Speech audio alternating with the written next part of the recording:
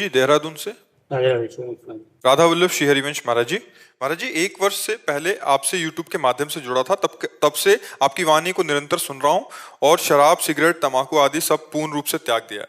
महाराज जी निरंतर नाम जप चलाने का प्रयत्न कर रहा हूँ, जिसमें थोड़ा सफल भी हो रहा हूँ। पर महाराज जी आपके द्वारा बताई गई विधि से, जैसा आप बताते हैं कि ऊपर की तरफ दांत के ज्वाइंट पर जिव्या लगाकर मन ही मन नाम चल रहा होता है और आंखों के सामने घर के मंदिर में नाम विराजमान है, उसको देखकर करता हूँ। मन में लिखकर भी हो रहा है, परंतु फिर भी ऐसा महसूस होता है कि मन बड़ी सब साधनों का कम समय में इतना लाभ ले लिए हो तो चुप रहो और धैर्यपूर्वक अभ्यास बढ़ाते रहो। कोई गलती ना हो तो आगे जो चाहत है वो पूरी हो जाएगी कि हमारा निरंतर भजन चलने लगे, हम आनंद में डूब जाएं, हमारी मंत्राकार वृत्ति, वो सब हो जाएगा। अगर 100% में 10% भी मन काबू में आ गया है तो बहुत बड़ा आपने युद्ध हासिल कर लिया, विजय प्राप्त कर ली। क्योंकि अनंत जन्मों से सदैव मुझे हराता रहा है, आज वो 10% हमारे कब्जे में आ गया है। 10% भजन में लगने लगा ना, बहुत बड़ी बात कर ली। धीरे धीरे परसेंट बढ़ाते चले जाइए। और ये इतना प्यारा मन है कि इसे जो पकड़ा दो पकड़ लेता है। जैसे अभी हमने विषय पकड़ाए संसार के तो पकड़े ना, गंदे से गंदी बातें पकड़े। अब हम भजन पकड़ाएंगे तो पकड़ रहा है ना।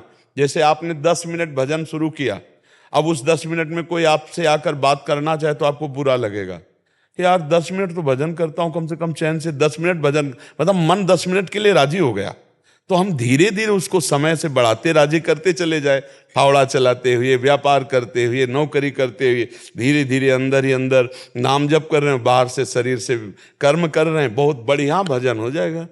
तो ये जो चल रहा है बहुत बढ़िया चल रहा है। बस आहार शुद्ध रखो, संग शुद्ध रखो तो हमारे विचार शुद्ध रहेंगे। इससे भी रहते हो आहार में, जैसे घर में लहसुन प्याज वगैरह खाते हैं तो फिर नहीं, लहसुन प्याज और तमोगुण की वृत्ति करने वाला, इसमें मंत्राकार वृत्ति तो के कारण अगर घर में बोले तो पत्नी है, फिर वो कहती है हम भी नहीं खाए क्या तुम्हारे चक्कर में। तो वो अमरवती है क्या, वो अमृत है क्या प्याज लहसुन? यार बिना इसके कितना सुंदर सुंदर भोग बनता है। वृंदावन में सब ठाकुरों को 56 भोग लगते हैं। प्याज लहसुन केवल तमोगुण के कारण त्याज्य है। अच्छा, दुर्गंध नहीं आती? आती ना दुर्गंध। मतलब एक आदमी अगर प्याज लहसुन खा के ऐसे बात करे तो सामने से दुर्गंध आती है। कौन सा स्वाद है यार प्याज लहसुन? पता नहीं लोग कैसे प्याज लहसुन को इतना पसंद करते। तमोगुणी चीज है, उसमें कोई लाभ थोड़ी है, कोई लाभ नहीं है। आयुर्वेद में लहसुन का बहुत ही, देखो औषधि में संखिया का भी प्रयोग है, खाओगे मर जाओगे। अगर आयुर्वेद शोध करके वैद्य देता है तो वो हमारे लिए औषधि है।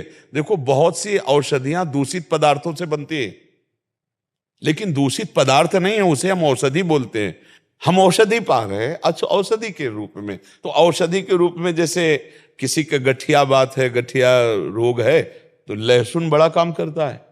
आप उसको कैप्सूल की तरह ले जाओ, हमने देखा है। लेकिन चटनी और सब्जी और भोजन में नहीं डाल सकते। औषधि के रूप में वो बात अलग है। जब औषधि का नाम आता है तो औषधियों में क्या नहीं पड़ता, आप हमें क्या क्या नहीं पड़ता। अगर उसकी बनाने की पद्धतियां देखो तो तुम्हें घृणा हो जाएगी। बहुत सी ऐसी औषधियां हैं जिनकी बना, अब आपके देखो संखिया जहर है ना, हाँ, दमा आदि बीमारियों में आयुर्वेद में शोध करके उसे दिया जाता है। सांप काटे तो जहर का इंजेक्शन लगाया जाता है, नहीं लगाया जाता। तो अब औषधि और ऐसे प्रयोग में देखो, विश्व ब्रह्मांड में 3 बातें हैं, सतोगुण, रजोगुण, तमोगुण। अब हमको भजन करने के लिए सात्विक वृत्ति चाहिए, निर्मल मति चाहिए, तो हमको रजोगुणी या तमोगुणी आहार त्यागना पड़ेगा। बस बात इतनी है, रजोगुणी तमोगुणी। अच्छा, वही जगह आलू होती है, वही जगह प्याज होता है, वही जगह मतलब गाजर होती है, वही जगह लहसुन होता है। खेती में अपने लोग किसान के तो सब देखा है, ये खेत है आलू का, ये खेत है प्याज लहसुन का, ऐसे खूब खेती होती है, बिल्कुल पवित्र भूमि में होती है। लेकिन वो तमोगुणी है, बस इस बात, वो केवल इसलिए कि तमोगुण पैदा होता है हमारे भजन में विरोधी, इसलिए उसे नहीं पाया जाता। तो अब लहसुन प्याज के बिना भी बढ़िया यार जीवन जिया जा सकता है, पूरी जिंदगी हो गई। तो अब ये कि जवान को जैसा आप स्वाद दे। अच्छा, तम्बाकू में कौन सा स्वाद है? जो नहीं खाते उनको पवा दो, उल्टी हो जाएगी, नहीं हो जाएगी? और वो बड़े स्वाद से आराम से रखे रहते और बातें करते रहते। तो भाई देखो, स्वाद अगर पकड़ लिया प्याज लहसुन का तो फिर कैसे बनेगा। बहुत से लोग ऐसे हैं जो भ्रम में फंस करके अपने जीवन को नष्ट कर रहे हैं। अरे हम कह रहे पनीर खाओ, प्रोटीन आए, गाय पालो, उसकी सेवा करो, थोड़ा दूध बछड़े को पिलाओ, थोड़े दूध का तुम प्रयोग करो, देखो अपने आप स्वस्थ हो जाओगे। अब सेवा करनी नहीं हो, ऐसे कह दो कि अंडे से प्रोटीन, कौन प्रोटीन वाला कितनी दिन बलवान बना रहेगा। शरीर तो नाशवान है, अपराध तो बन ही रहा है, जीव तो उसमें है ही है, चैतन्य तो है ही है। अब देखो छोटे छोटे नहीं निकलते चूजा उसके, तो जीव नहीं उसमें। हाँ, तो क्या मूली में जीव नहीं है, क्या गाजर में जीव नहीं, क्या आलू में जीव नहीं, उखाड़ के फेंक तो सूख जाएगा। पर जीवे जीव हार, जीव बिना जीवे नहीं, जो जिसके लिए निर्धारित कर दिया गया। हम मनुष्य हैं, हमारे लिए निर्धारित किया गया सब्जी फल फ्रूट अन्न विविध प्रकार के। राक्षसों के लिए वो राक्षसी भोजन है, हिंसक पशुओं के लिए वो भोजन, अपने लिए नहीं। तो अपने जब भगवत मार्ग में चल रहे हैं तो अपने को बचना चाहिए, समझाना चाहिए, पत्नी को समझाना चाहिए। और ना समझे तो फिर जहां तक हो, अगर नियमावली ले लो कि आप बनाओ सब्जी खाओ, हम सब्जी नहीं पाएंगे, हम नमक रोटी खाएंगे, भगवान का भजन करना, हम नमक रोटी खा के पूरी मेहनत, अभी सब ठीक हो जाएंगे। जब हम फिसल जाएंगे निष्ठा में तो सब फिसल जाएंगे। नहीं, हम नहीं पा सकते। हम नमक रोटी पा लेंगे, दही रोटी पा लेंगे, दूध रोटी पा लेंगे, लेकिन जिसमें प्याज पड़ा है, लहसुन पड़ा है, तो अलग बना के देने को तैयार है, वो कहती तुम्हारे लिए अलग बना। तो बढ़िया है, फिर क्या, अलग बनाओ खाओ, बढ़िया है भोजन। भजन करने के लिए थोड़ा सात्विक भाव तो चाहिए। भजन मार्ग में तो थोड़ा दुख सहना पड़ेगा, जबान को संभालना पड़ेगा। एक तुम खुद नहीं चाहते हो कि लहसुन की चटनी और प्याज वाली चौक वाली सब्जी के क्योंकि जो ऐसी पाता है, तो हम आपको बताए ना, चाहे जितनी बढ़िया दाल सब्जी हो, फिर उसकी जबान में अच्छा नहीं लगेगा, क्योंकि सादी एकदम सात्विक होती है। अब अपने लोग सात्विक सादा भोजन एकदम, तभी चिंतन बनेगा सात्विक। अब गंदा भोजन तो गंदा चिंतन, रजोगुणी भोजन तो काम आदि दोष उत्पन्न हो जाएंगे। हम जैसा खाते अन्न वैसा हमारा मन बनता है।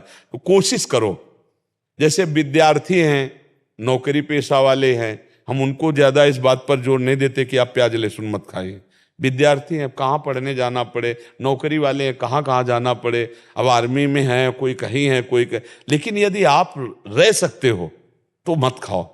प्याज लहसुन खाना पाप नहीं है, पर दोष है, तमोगुणी है। उस तमोगुणी वस्तु का त्याग करके भजन में बढ़ा जाता है। अब नौजवान जैसे नौकरी पेशा वाले, अब उनको ये शिक्षा दो तो घूमते ही रहेंगे, भोजन ही नहीं मिलेगा।